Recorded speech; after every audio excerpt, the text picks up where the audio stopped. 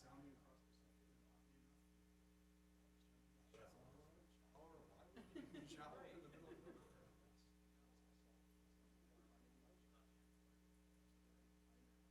It's mostly it's trust for languages. It's that shit, aren't it? So you're all fired. Yep.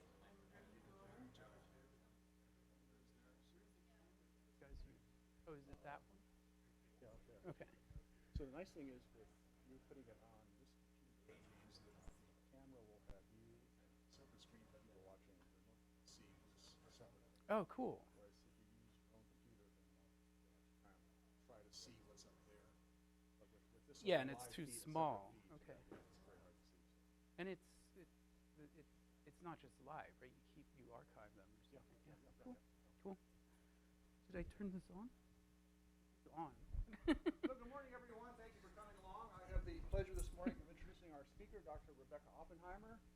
Rebecca did her undergraduate work at Columbia University in New York, and then she took famous words of Horace Greeley, I think, west, went to a little village in California called Pasadena that has Fruit Polytechnic, actually now called Caltech. Got her PhD from Caltech a while back, and she then got won a Hubble Fellowship. Spent 3 years at UC Berkeley as a Hubble Fellow. Won a Paul Fleisch Award for another research fellowship, which she took at the American Museum of Natural History in New York. She liked it so much, and he liked her so much, that she stayed on as an assistant curator, then an associate curator, and now she's a full-on curator. At some point we should ask her what curators curate, but we'll leave that for the questions. I first became aware of Rebecca in 1995 when several major events occurred in the area of exoplanets and brown dwarfs. Namely, 1995, of course, was 51 Peg discovery, and essentially simultaneously, Rebecca was part of a group at Caltech and Hopkins that discovered the first true bona fide brown dwarf, cleverly known as Gliese 229b. And amazingly enough, they got two essentially simultaneous papers out. One's a Nature paper was it with the discovery of the object, and Rebecca was the lead author on the science paper showing the spectrum of this object. It showed clear, looked just like the spectrum of Jupiter, the methane gas. Quite an amazing event. So that was right away she leapt up into the firmament of brown dwarf and exoplanet coast. I've been involved with her several times since then. We were both 10 years ago serving on the Astro 2010 Decadal Survey panel, and most recently I've been working with her reviewing things like the technology assessment for the WFIRST mission and other star shades and other future space telescopes. So that's kind of the spacey side of things, but today she's going to be telling us about her equally interesting work from the ground, from existing telescopes, as you can see there. And so, Rebecca, really first. Thank you very much. That's a really lovely introduction.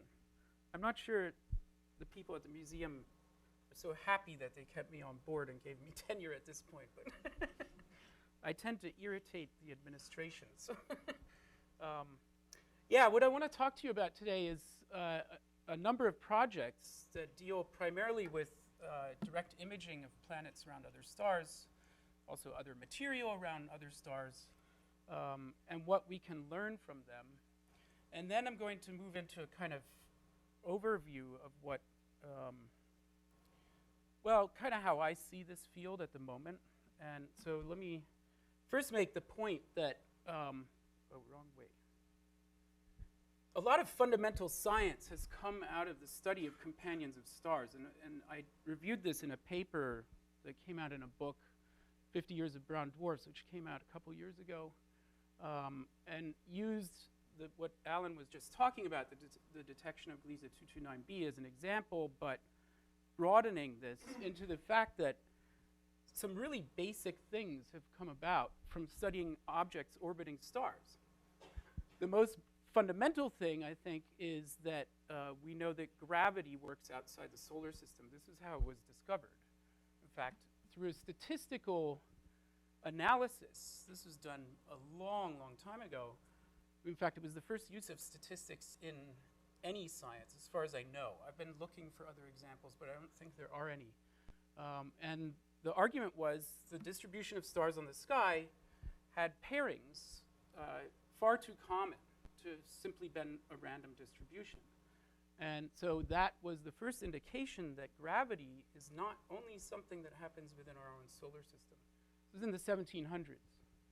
Of course, there was the discovery of degenerate matter, the companion of Sirius, which is a white dwarf. This was a big puzzle when it was discovered in the 1800s, and it wasn't until quantum mechanics came along that people could really understand what was going on there. Discovery of gravitational waves with binary pulsars. Forgive me if anyone is here on LIGO, but these things were actually discovered quite a while ago. Indirectly, you might say.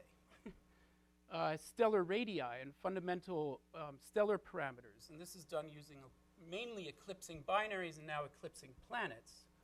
And then, of course, the discovery of planets and also brown dwarfs outside the solar system. These terms, Alan knows that I hate these terms, and I'm going to, this is what will be the sort of provocative end of my talk. I think they're misleading, but I use them here and through the talk for now. An interesting aspect to all this is the other thing we know is that of the three main branches of science, if you say biology, physics, and chemistry and physics we know are universal. They seem to apply the same way that they do here on Earth, everywhere else in the universe. We have no idea about whether biology is a singular occurrence or something else. And so what a lot of astronomers want to do with this is find evidence of biological activity outside the solar system. Well, it'd be nice to find it in the solar system as well, especially here. Although there's a Paco sitting back here. Yeah, so anyway, if you're curious about that historical perspective, I actually delve into it quite a bit in this article. It's a fun paper to write. It's only about 20, 30 pages. Oh, this doesn't show up so well, but what you can see here is mass. This is a companion mass of an object orbiting a star versus the separation in astronomical units. So Earth would be at 1 AU here, and somewhere in here is Earth. This is in solar masses, and I want to point out this is about 8 orders of magnitude here. So going up to 100 times the mass of the sun, and all the way down to sub-moon masses. And this is part of my point, why words like planets, brown dwarfs, and stars may in fact be keeping people from thinking about the broader picture here. So I made this plot, and the way I made it is explained in that paper, but I was curious as to whether there were distributions that kind of hooked up these various populations. So the green things are mainly the planets that we know of from transiting and radial velocity measurements and a few direct imaging detections. The red things are what we would call brown dwarfs. These are all stars, and how they were found is sort of roughly indicated here. But you can see there are some definite gaps. This is real. There are very, very few stars within this separation range in binary systems. This is real too. The radius of the star actually starts getting quite large once you get out here. But these aren't all contact binaries. There are other effects going on in there. Now, if you look at the planets, there's definitely some kind of clump here. There's a clump here. These are these hot Jupiters that have been the subject of much debate and discussion since the mid-90s. And there is a gap. This is real. This is not some kind of bias here. But there are other biases in this plot. The red things are what we call brown dwarfs. So if you're a brown dwarf researcher and you find something that's 0.1 solar masses, you say, oh, this is uninteresting. It's a star. And so you don't bother publishing it. If you're a planet person, you find something that's in the brown dwarf mass range, say above about 13 Jupiter masses, you say, oh, it's a brown dwarf, I don't care about it, and you don't publish it. And so there are two very heavy biases here. In this region here, these are the M dwarfs, M and K dwarfs. These are the most plentiful stars in the entire universe, and there are hardly any on this plot. And we know they exist and we find them routinely, but people don't publish them, so they never get into catalogs. And this gap here, I would say, is partially because of a bias in the planet hunters from bothering with brown dwarfs. So that begs the question, could this be a continuous population from the stars all the way down through into these massive planets out at several AU? We don't know at this point, and we need to fill in these gaps.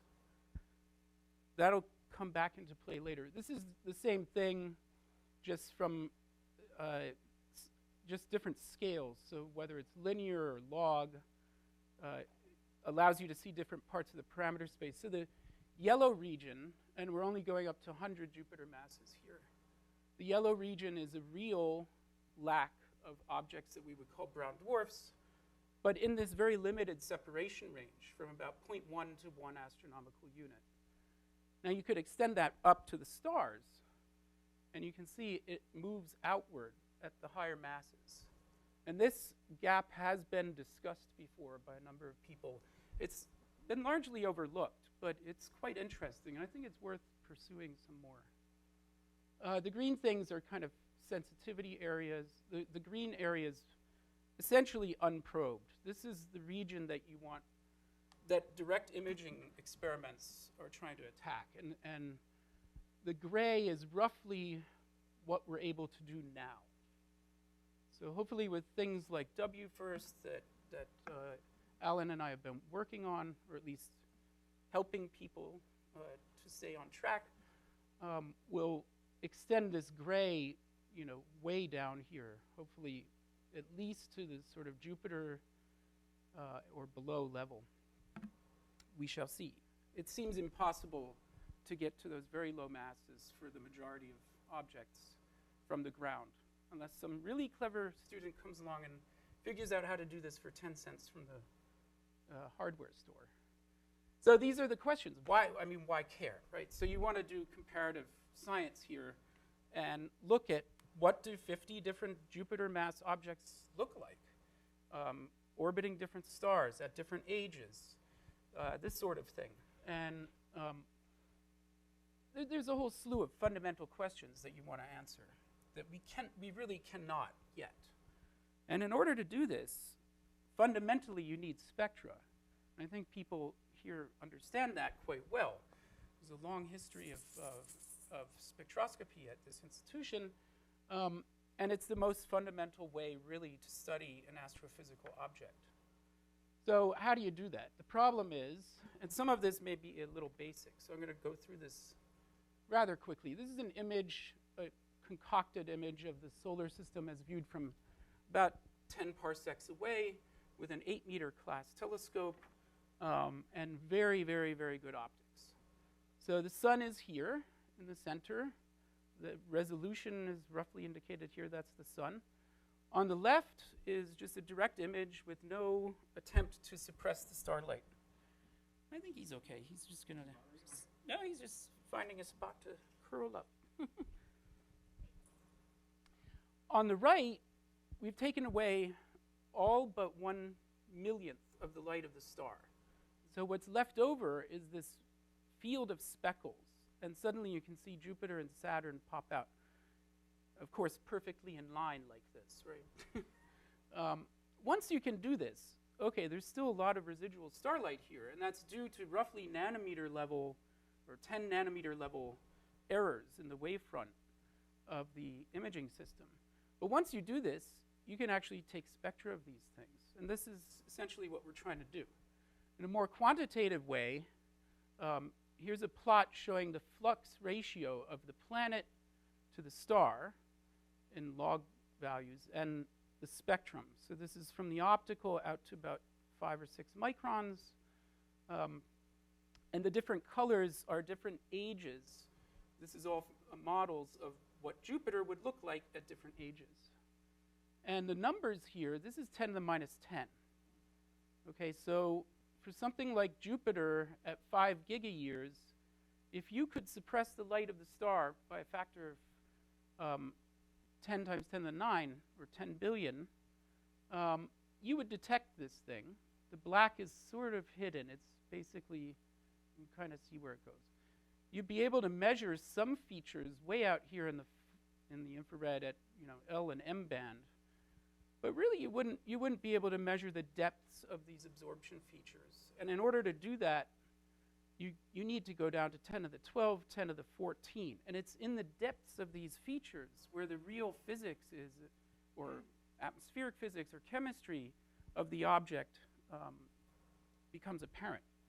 So we need to be able to suppress the light of the star at the level of 10 to the minus 12. I'm sorry. I can hold on to him if you want. He's here partly because he's part of this. Thanks, Alan. So for W first, we're talking about 10 to the minus 9. That's the kind of goal.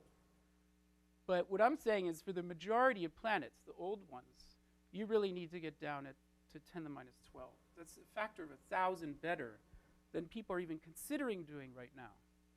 So this is hard. How do you do this? There are a few, roughly 2 different categories of ways to suppress the starlight. One is to null it with interferometry. So first you want a very, very high quality image, so you know how to get rid of it.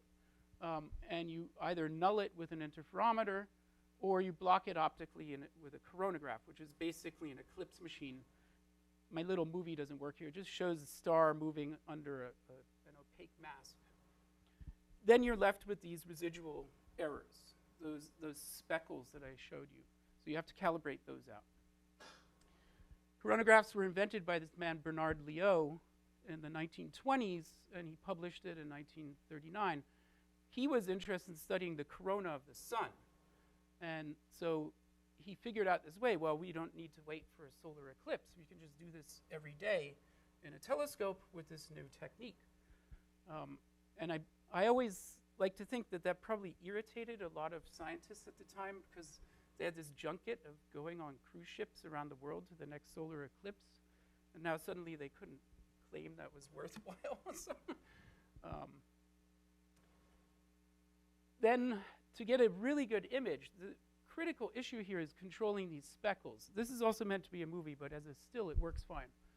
When you have light coming into your telescope on the ground, and this applies in space too, instead of deformations of your wavefront of light from the atmosphere, you have deformations from imperfections in your optics. So what you're seeing here is a simulated wavefront. The scale is about 1 wavelength in this case. And the image you get by just taking an image of this is something like that. When you integrate over time, it gets blurred out into what we call a seeing halo in astronomy. So the idea with adaptive optics is you fix this thing. So you get a mirror that you can control with a bunch of actuators. You apply half the height of this to the mirror, half because it's a reflection. So you have to measure this, apply it, and then you get out a mostly corrected wavefront, which gives you a very nice core. This is, oh, what did I do? This is basically what you expect the image to look like, but as you can see, it's still got this field of speckles. So one way to get around this is you add a lot more actuators onto your mirror, and you clean up the image moving outward from the center of the star. The reason that works, and of course this is where you want to find your planets, so you want this area to be clean. The reasoning behind this is easy to understand. If you increase the frequency of actuators in the pupil, think of your image as the Fourier transform of the pupil, so you're correcting out to a larger angle in your image. And that's essentially all that's going on here. You could imagine doing this arbitrarily, but there are engineering limits to what you can actually do. So right now, this is about state-of-the-art in this kind of work. What you're looking at is a coronographic series of images where the star itself has been corrected almost as good as this. But once you put it under the coronograph, all the other deformations become far more apparent. So what you're seeing here, the star is now sitting right in the middle under the coronagraph, and these are the remnant deformations at a level about 5 to 10 nanometers of wavefront error. This is in the infrared, so that's close to a factor of 1,000 in wavelength. There are 4 points here. Those are intentionally added in. It's a technique that I invented with one of my team members. These localize where the star is in each image, because remember, you're blocking the star out. But in order to do proper study of these objects, you need to know the distance between the star and whatever thing you find. And so these allow you to localize that. The movie itself is not time, it's wavelength. So you're moving from short to long wavelengths. Speckles are an optical effect. Like I mentioned about thinking about frequency in the pupil plane translating into angle in the image plane. All you're seeing here is the speckles. These are the same speckles. They're due to the same errors in your optics. But because you're looking at them at different wavelengths, they appear in different locations in the image. And so a real object is not going to move in this image if just because you're looking at it at a different color. And we built a series of instruments based on this idea that, well, if we can make these measurements over many wavelengths, we can discern a real object from a speckle very easily. So those instruments, one other, I'll just mention, polarimetry is another really powerful way to get rid of speckles, but I'm not going to talk about that very much more. So we built things like this. These are ridiculously complicated instruments. This and the Gemini Planet Imager in the south, they're essentially the same concept. You have a very high order adaptive optics system. So in the case of Palomar, it's about 3,500 actuators, 3,600 actuators, and 2 different deformable mirrors. We have an integral field spectrograph, which produces the data that you just saw. 32 images at different wavelengths spanning about 1 to 1.7 microns, so just beyond the visible. And you have a tiny field of view, because you can't really do that, get that kind of data over a large field of view, but also the planets are close to the star. In front of this is, well, in between the AO system and the coronagraph and the integral field spectrograph is a coronagraph, and we added in some modifications to the optical design for that. In addition to that, there's a small Mach-Zehnder interferometer thrown in the middle that feeds off the light that you're blocking from the star to measure the residual errors in your final image, feeds back to the adaptive optics system to correct those at the location where the star is being blocked out. So think of this as basically 4 different instruments plus the telescope having to all work together. And there are many single points of failure, unfortunately. So it's not easy. And then on top of that, you need, close to 100,000 lines of software to run the whole thing and to analyze the data. So this was a large part of my work over the past, well, I guess I got into this 15, 20 years ago or so. This is what the optical layout looks. It hangs from below the telescope, which is above here. And that makes it a real pain to work on when it's on the telescope, but we managed to do it. When we build instruments at the museum in New York, they all get a tour of the museum. And we do this late at night. All the guards like it, too. And I don't know of another astronomical instrument that's met a Tyrannosaurus Rex before. So I thought it would be fun. I have pictures of it out in the desert with mountain lions and bears. And it's this sort of tradition we have. We produce now 4 different instruments there. And this is Palomar. So we shipped it out there. We spent the past, since 2008, we started this and implemented a number of upgrades. We just finished our survey. We used about 120 nights up there on the 200-inch telescope. And I'll summarize the results to some extent. There's just too much to summarize in a talk like this. But basically, this is how it works. So you point at a star. So without activating anything, you have your seeing limited image, and here's your coronagraphic spot. You tune up the adaptive optics system, you get a nice clean image of the star, you throw it under the coronagraphic mask, and this is what you see. Then you turn on that calibration interferometer. So this is at the same color scale here and here, and you can see how it reduces the brightness of the speckles, and it also changes the pattern. So this is one of the advances that was solely available to Project 1640. GPI is trying to get that system to work, but they ran out of money. Anyway, then you take a long exposure, and sometimes you see something like this. And this, by the way, is an M-dwarf companion of this star. We found a lot of them, and we have been publishing them. Interestingly, this is Alcor in the Big Dipper, and this is a companion to it that was unknown.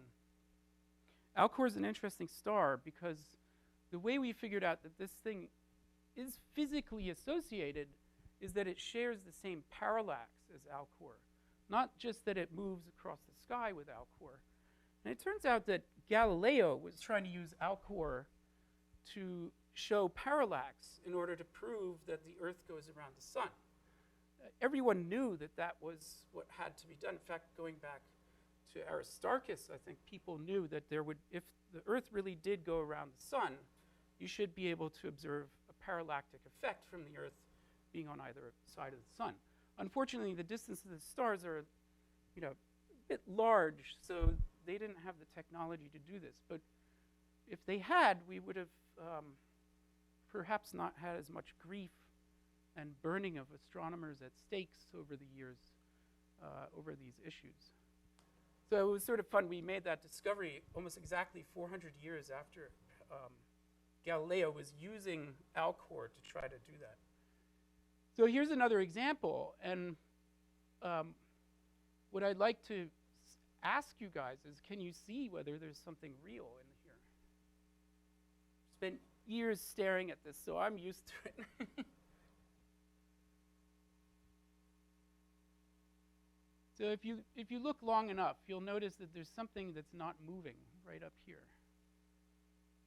And that turns out to be a real celestial object. In fact, there are two. There's another one right here.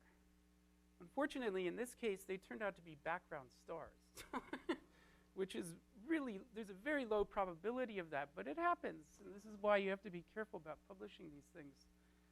Unfortunately, we just debunked someone else's discovery of a planet. It was a sad paper to write, but they took it well because they didn't wait long enough. They didn't do enough multiple follow-up observations to see, is this thing really actually orbiting that star? And it turns out if you watch this, we watched this one for about 3 years. These two stars move along in the same exact direction, which is the opposite direction of the proper motion of that star. So they're just background stars. But it's a good example where you can see with your eye that there is something there. And so we also spent time doing computational techniques to remove the speckles in post-processing. We came up with a number of different ways to do that. I don't want to get into the details of it. It's basically a lot of principal component analysis on the data. But the result is, this is without post-processing, the contrast that we're getting. So each of these rectangles, this is the wavelength. So think of this as the spectral direction. 1.8 microns is out here, 1 micron there. And this is distance from the star in pixels. Forgive me for using that. The color scale is the contrast, the ratio of the brightness of the star to that region, or the noise level in that region. And you can see without post-processing, you're getting down to a few times 10 to the minus 6 out here. And there's also a chromatic effect. And it depends on the star, it depends on the weather conditions, this sort of thing. Once you go through this rather powerful speckle suppression technique that we've done, you get an increase in your contrast of up to 100. And you can see we're getting down to a few times 10 to the minus 8 in these regions. This is about an arc second away from the star. here's a kind of tableau of results from both GPI and Project 1640. So a bunch of these are disks. Is that me? Is there a bird in here? A bunch are disks, and some of these are done with polarimetry. And there's all kinds of beautiful structure. You know, these are reminiscent of things like the Kuiper belt or some other type of, you know, thing orbiting these stars. There are a whole slew of situations where we found multiple companions to stars. I think all of these are published now. This one wasn't quite a few months ago. And then there are wacky things with these warped, looks like Batman or something. And then, of course, there are examples like the HR8799 system where you can see 4 planets. And just to give you a taste of how powerful this technique is, not only do you get these beautiful images, you get the spectrum of the objects. So this is an example of GJ758, which is well, it's debated whether it's a planet or a brown dwarf. Here's the spectrum, and there are features due to methane, water, possibly things like C2H2, you know, acetylene, that kind of stuff. It's very low resolution, but you get this, and you also get astrometric information, so you can trace the orbit of the object in time. So, in a sense, you can characterize the whole system with one instrument and a lot of observing time. There's a funky case where the astrometry was quite important. So you may have heard of this planet orbiting Beta Pictoris. It seems to be, if you look at the images, it's been going around the star almost as though the orbit is inclined exactly along our line of sight.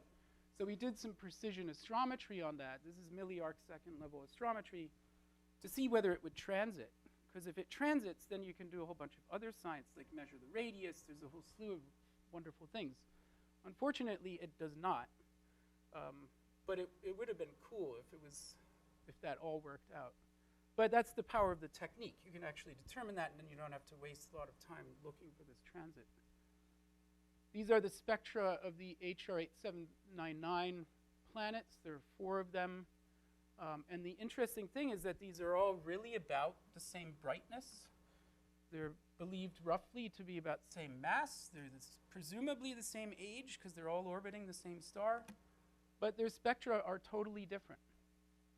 So this is where this whole notion of diversity of planets comes in. It's not what astronomers are used to, where you know a few numbers and you know everything about the object that you're studying.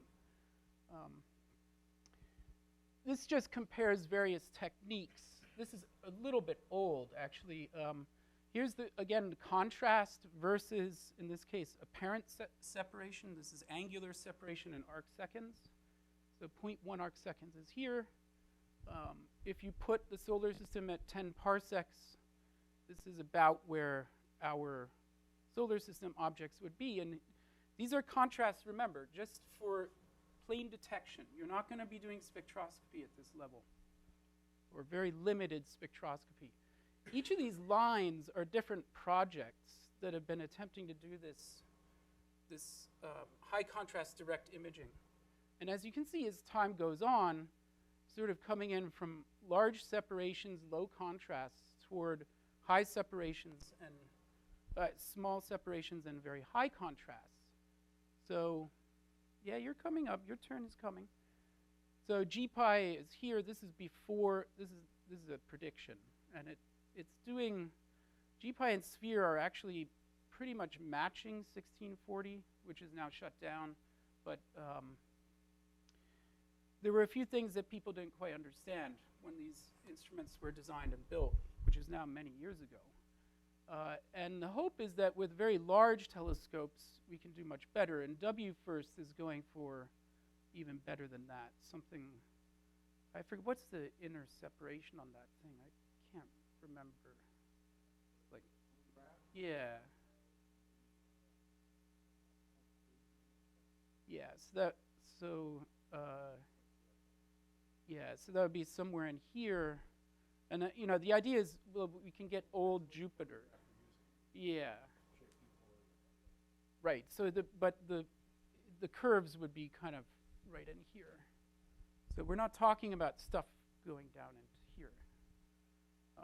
Even the much bigger telescopes like LUVOIR, things that people are talking about planning for the 2030s, they won't get to the bottom of this plot either.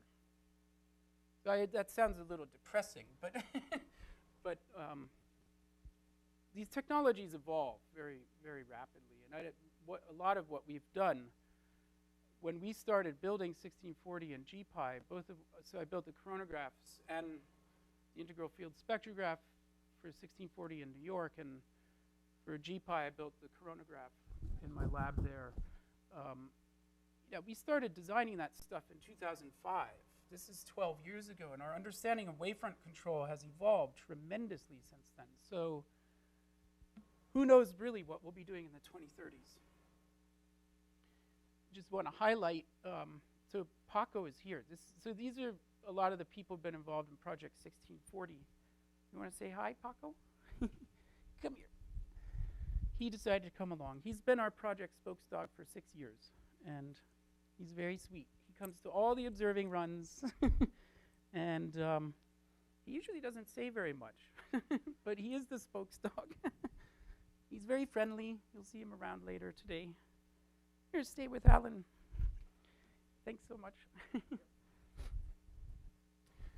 I put this up partly because I'm very proud. We've had a lot of people go on to really, really good careers.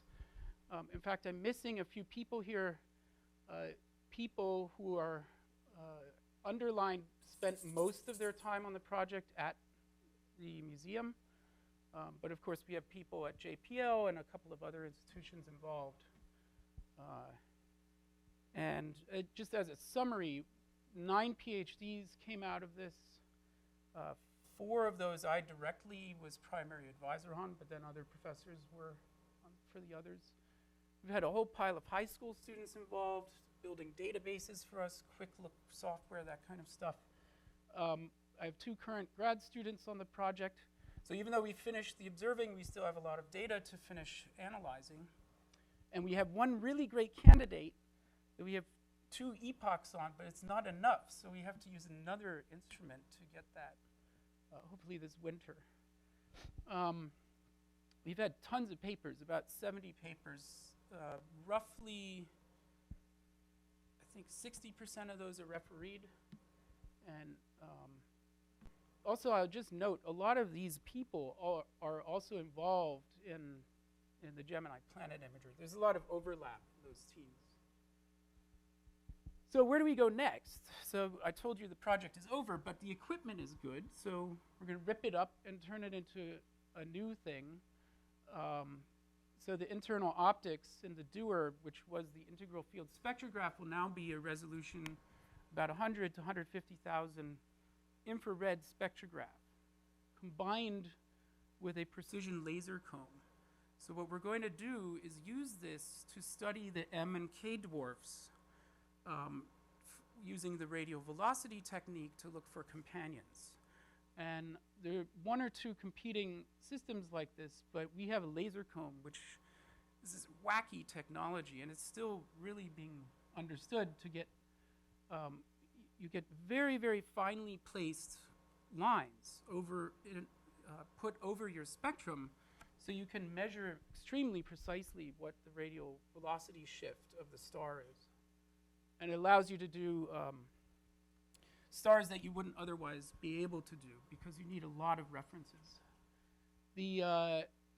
So this we're building this now. I'm building part of it in New York. The rest is being built out at JPL, where they also have this laser comb. And we hope to take it out to Palomar roughly. This is another piece of it. So there's a piece that will sit off the telescope, fiber fed from the adaptive optics system through this crazy thing here. So this is the crap I'm building in New York. This basically feeds the fiber into the spectrograph. And the reason we can do this spectrograph is about that big. Usually you think of these high resolution spectrographs is half the size of this room. But we're using diffracted limited images from the AO system fed into a fiber, which allows you to keep everything really compact and much cheaper, I might add. So now let me go back to this whole business of these labels and what do we really know about planets and brown dwarfs, companions of stars. This is basically that plot I showed earlier. So here's that big clump of stars, the gap for the low mass stars, which are actually the most plentiful in the universe, the brown dwarfs, which also seem to be more plentiful at the higher masses. That could be an observing bias, and the planets down here. So these are the sort of canonical lines you would draw in mass to distinguish planets from brown dwarfs from stars. And like I said before, this is roughly the region that GPI and Project 1640 are working in. If you take all that away, it looks different. This is my point, is that we use these terms, but we get bogged down in them just psychologically in terms of how we conduct our science. And I'm urging people to drop that. This is not the only reason. You can look at this data in a number of other ways, and I'd like to do that now. So another way to think about this is, let's plot the mass ratio here, so that of the star to that of the planet or companion, versus the mass of the star it's orbiting. This is one solar mass. Almost all these low mass companions are found around sun-like stars. Why? Because people are biased. They want to find a solar system like ours. We know very, very little about solar systems up here. And we're finding out that there actually are quite a few planets around things like A stars. Of course, once you get up here, these stars are very short-lived. But remember, the vast majority of stars in the universe occupy this region here. The sun is by no means an average star. 90% of stars are smaller than the sun. And we know hardly anything. So that's part of the motivation for that new spectrograph, is to look at the stars that are down here and see what is the population of stuff around them. This is a really peculiar plot. I'm going to skip it, but if you're curious, ask me about it. If you look at the companion mass versus eccentricity of the orbit, there seems to be no kind of general trend here, except you can really clearly see that bias against studying the low mass stars. So if you find a companion, these are all binary stars up here. If you find a companion that is like an M or K dwarf, people are like, wow, it's boring, it's just an M dwarf. We know all about those things, but we don't. Now another way to look at this is the mass radius plot. So I published an article earlier this year. That was one of these Science Highlight, their news articles. And I had just come across a study that I'll demonstrate in a moment. But mass versus radius is kind of like, to me, the most fundamental physics thing you can do in astronomy. These are the most basic things we can measure about objects. So you're looking here. This is log of mass of the companion in Earth masses. So this is the Earth right here, versus radius in Earth radii. So Earth is there. These are stars. These are unlabeled for now. Earth, we would say, is a planet, although even when people referred to it as a planet is not quite clear. These would be things like Neptune and Uranus and that sort of thing. Jupiter is up, I think that's Jupiter. Well, one of these is Jupiter. And then some of these are moons of the solar system, and Earth and Mercury and all that sort of stuff. And a few objects that have been found through transiting systems as well. So I find this quite interesting. This is predicted quite well from stellar structure theory. What you would imagine happens, so this would be something we would call brown dwarf. And there are only a few points in here because we don't have very good measurements for many, well, we don't have that many great measurements of these quantities for anything, but we have a lot more for the transiting planets. There are a few that fill in what we would call brown dwarfs, and they're right here. But notice how flat this is. In the past, theorists would tell you, well, this should go up because what's happening is electron degeneracy is preventing these things from collapsing. And then once you get to about a Jupiter mass or so, it should go down, and that each one should have a slope of 1/3, or well, -1/3 and +1/3. In fact, it's nothing like that. You don't really see Coulomb pressure, if you will, until you get down to this region. Another way to look at this is through the density. So, okay, this is derived, but you know the mass and you know the radius, so you can calculate it. And this is kind of wacky. So here are your stars. Again, reference to the Earth. So this is Earth right here. There's a dip and then an increase and then a relatively flat thing going on here. So this is the article that I published, it is almost a year ago. It's last August. I was highlighting a really interesting triple star system with a couple planets in it, where the authors essentially showed that the planet was probably unstable because it was at least experiencing significant gravitational interaction with all three stars, not just one or far enough away from a close binary to consider it a single. But I highlighted that study, and this was done by Jijing Chen and David Kipping up at Columbia just last year, where they published this. This is one of the nice things about working with the people at Science. They do these fancy graphics for you. These guys proposed, well, actually, if you look at mass and radius, the terms that we use, like moons, dwarf planets, exoplanets, brown dwarf stars, they don't really mean much. There's no difference between the Jupiters and the brown dwarfs. The stars seem to have a very nice, tight kind of relation. And in fact, it's right here. R goes as m to the 0.88 or 0.9. For these so-called Jovian worlds, so they propose these terms to avoid the word planet altogether because it's too contentious. It's something that, I think people have been so focused on that, mostly to get on the front page of the New York Times, or sorry, the Washington Post.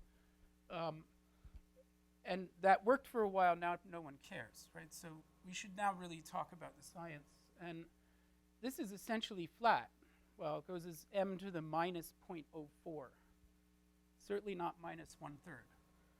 And for these things like Neptune, so let's see, this is Saturn and Neptune Saturn is up here, and Neptune and Uranus are here. That's Jupiter. This is the sun, by the way. These things have a lot more spread, and they follow a totally different relation. And then you have your Terran worlds. Note where the Earth is. The Earth is right at the edge of this. So people have been talking about, we need to find a super Earth. Well, we're sitting on one right now. This is a super Earth. Maybe they don't get much bigger than this. Maybe a factor of 2. But the things that are 5 times the mass of the Earth probably are nothing like Earth at all. And they may have more in common with these sort of ice giants or that sort of thing. So I found this very compelling, and part of my point was basically step away from these terms and think about this in a broader sense. And because I think they really have clouded what people have done in this business. I did have 2 more plots. Alan and I were talking about these over the past few days. This is the same. So this is radius and mass. Sorry, the unit. I threw this plot together very quickly because there are a lot more points on here. I was a little less strict than Chen and Kipping were. But you see basically the same thing. these are that broader distribution. Here's the Jovian ones. This goes up. This little range here is where the brown dwarfs are by the classical definitions. Here's Earth. And then there's something funky going on here. I don't know what this is. I don't think there's actually a bifurcated or bimodal distribution down there. I don't know. I need to sort that out. But it's fascinating. If there is, there's some interesting physics to do there. And this is the density plot. And again, the scale is different here, so it's hard to compare. But here are the brown dwarfs. There's one star there. I didn't include the stars. I should do that. But there's this kind of curve, which is what you saw before, and then a turn down. Now this, in the other plot, it goes down, and I don't quite understand why. Plus, there's some ridiculous densities here. I mean, 10 to the 5 kilograms per cubic kilometer is like, you're getting up to what, something like plutonium density or something? I don't know, it's ridiculous. Although Pluto is in there, I think. Anyway, let me leave it at that. I thank you very much for listening to me. I hope this was interesting and not too offensive. And it's wonderful to be back here. Thank you.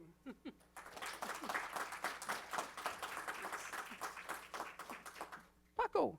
Okay, we have some questions for Rebecca. Let me get the lights up. Thanks. Thanks for holding him. Yeah. So, showed a really interesting plot with the primary masses Oh, yeah. versus companion. That was this one. No, Actually, I think that's it, the mass ratio, yeah. right? So is it still the case there that as one approaches the stellar substellar limit, the masses do tend to a ratio of 1? Or is That's that an interesting thing, yeah, because we always learned in grad school, well, nature prefers equal mass binaries. And I don't know that this actually shows that. I think that be that it, kind of bridge we see there? yeah, I mean, you see this, these are those two clumps of stellar companions with the gap that I mentioned. But remember, this is mass ratio, so you have to be careful. If you have a really low mass star, where is this going to be? I think That's what I'm saying is that it seems that very low mass stars avoid the brown dwarf regime. We know that all stars tend to avoid brown dwarf companions, but it seems that as the mass decreases, it is almost by design that the mass ratio approaches 1 to avoid that. It's a very it could be, and I mean, we're finding binary brown dwarfs, and also free-floating planets. So where those came, they could have been born around a low-mass star and gotten thrown out. There's a lot of evidence that there were a whole bunch of other planets in this solar system that got thrown away. So you might be right, and it'd be interesting to tie that into the formation theories too. I don't know. I think one would have to look at this plot maybe a little differently, like secondary mass versus primary mass. I have made that plot. I don't have it with me, but we can, I might have it online somewhere. When we meet, I can. Okay, yeah, all right. Yeah, so let's talk about that when we meet, yeah. Yeah.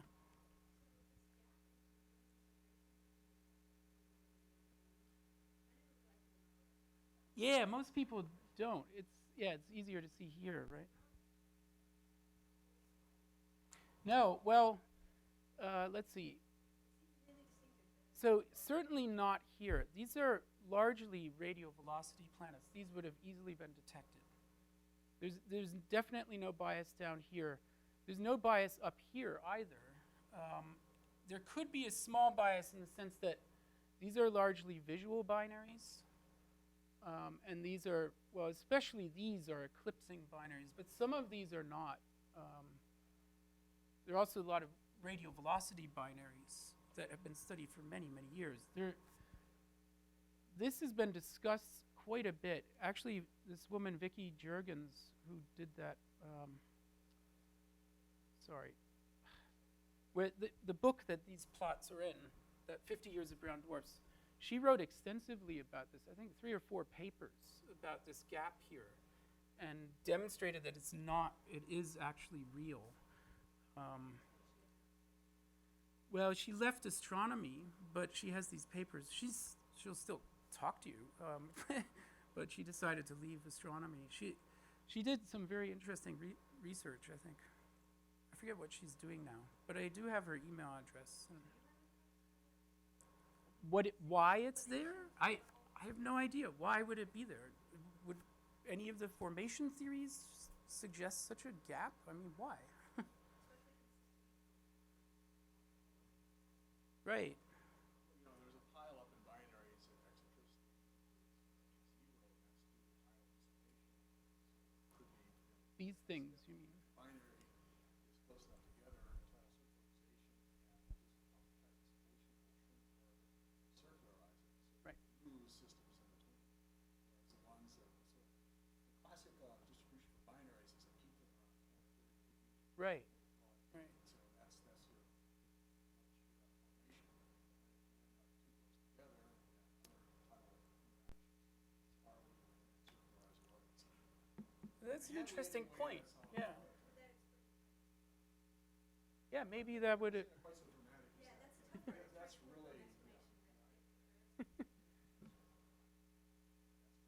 Right, and in these cases, probably a lot of these are equal mass binaries, right, or close to equal mass. So the tidal effects would be much larger, right? Yeah. What is the explanation in the densities? Okay, so that, yeah, this is. So, okay, yeah, so, right, but of course, remember, density and radius are covariant because it's just r cubed, you're dividing by r cubed, right? So one part of it is here, that this is so flat, okay, but the radius is changing hardly at all, while the mass is going through several orders of magnitude over this range. And what is happening there, if you go back into the beginnings of brown dwarf theory, the suggestion is that basically once you hit the bottom of the main sequence, you no longer have nuclear fusion to power the star, it should just collapse, right? But it doesn't collapse. It hits a limit which is supported by further gravitational collapse is prevented by the fact that there is electron degeneracy pressure in the center of this object. And as you go to lower and lower masses, it turns out that the Coulomb pressure should be more dominant than the electron degeneracy pressure. And that should turn over somewhere in this range. That was predicted quite a while ago. There are papers going back to the 80s about that. Although very few people were talking about this in the 80s, it became more interesting in the 90s. But in the early 90s, there were a number of papers on this. That's a hand-waving thing. And when you look at the density, it's much more dramatic, right? You get this kind of crazy dip, or that smiley face on the other version.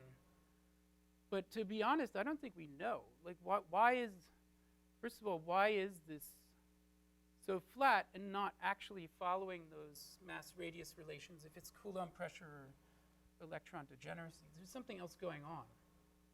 Part of it could be the atmospheres are puffed up, or I don't know. Actually, you have to figure it out. I just find the data. You're supposed to tell us what it means. Yeah. This afternoon.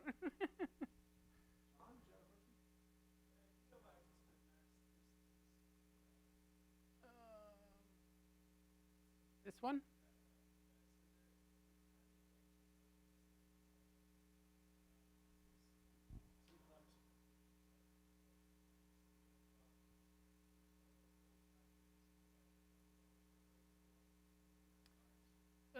Not quite. remember, hot Jupiters were not discovered through transits.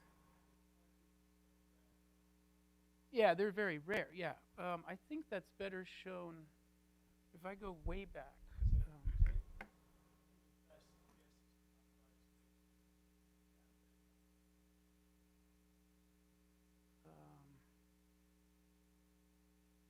The big thing is these are all RV planets, not Kepler planets. This is prior to Kepler.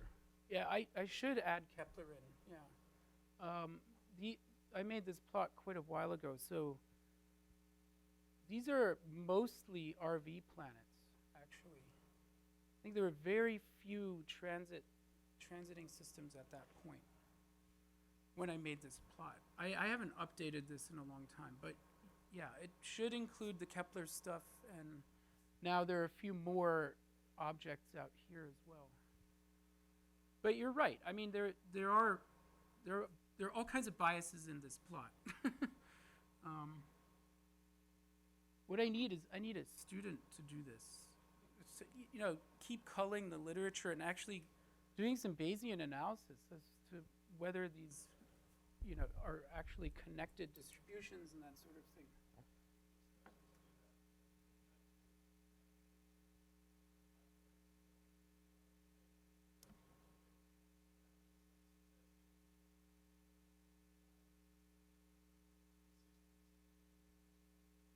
Cool. But they're probably ignoring the brown dwarfs and the stars, right? So if there's a connection there, I mean, I can kind of see that just because the similarities, maybe this is one continuous group.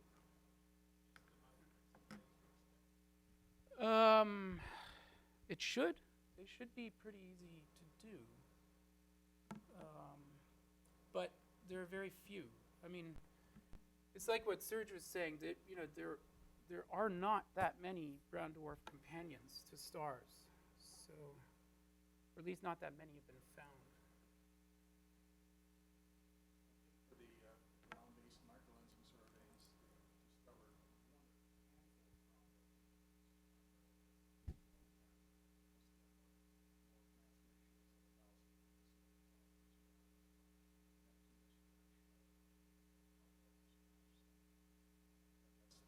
ground-based system. W first was Right. statistics once W first. I always forget about that because it has nothing to do with the coronagraph, but there's a lot of great exoplanet science to come from the wide field instrument. Not enough because Rebecca and I were both in the room when W first was proposed. Yeah.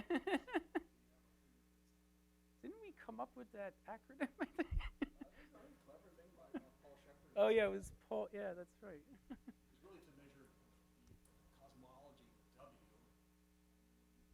First, Right. for that survey, and so Clever came up with we're going to get W first before someone else does it. So all sorts of crazy. Of course, now we know it's an integer. So it's done already. I do have a question for you on the Yeah. Palomar 1640, which you say is going to be life as hardy with a high resolution shell.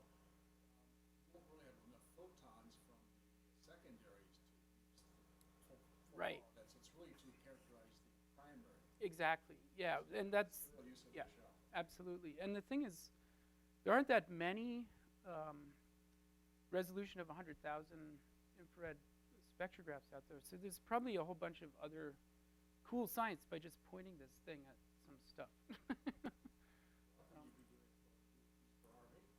Yeah, exactly. That's the hope. Okay, all right.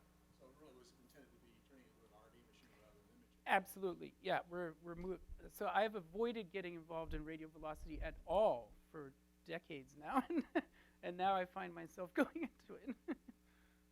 Eventually, everyone realizes it's all overhead. Yeah, he had some good ideas. Sitting quietly in the corner of the room. Any other questions for Rebecca? Sir. Quick question. Is it still the case that the eye is the best way to distinguish a speckle from a companion? No. And the reason is, so in that example I showed you, where is it? So in these movies, it's actually quite powerful, as you can see. But the way we take the data, this is a single exposure that is about 6 minutes long. We take about 2 hours of data, so many, many cubes, and you can't just sum them up because the speckles are slightly different in each one. So really what you need to do to see the very faint stuff is combine them with that post-processing, which has its pluses and minuses. So one system, you say you just proved someone's claim for a planet. Did they Yeah. call it a planet or a planet candidate? In our title, we called it a planet candidate. I think this was the Sphere people. I think they said it was a planet. It was sad. I mean, look, we're all friends in this business, but you hate to write a negative paper like that. We had a lot of internal discussion of, how far in advance do we tell these people and their students involved. You don't want to, it's a delicate thing, but but it's candidate would be the word to use when publishing. Yeah. Any other questions for Rebecca? If not, she'll be around all day. She's got a very full schedule talking to a lot of you, but if you want to ask her any questions, I'm sure you'll find her. Hey. Let us know what you know. Let's thank Rebecca. Thank you. Thank you so much. Okay, little pup. Is that all right?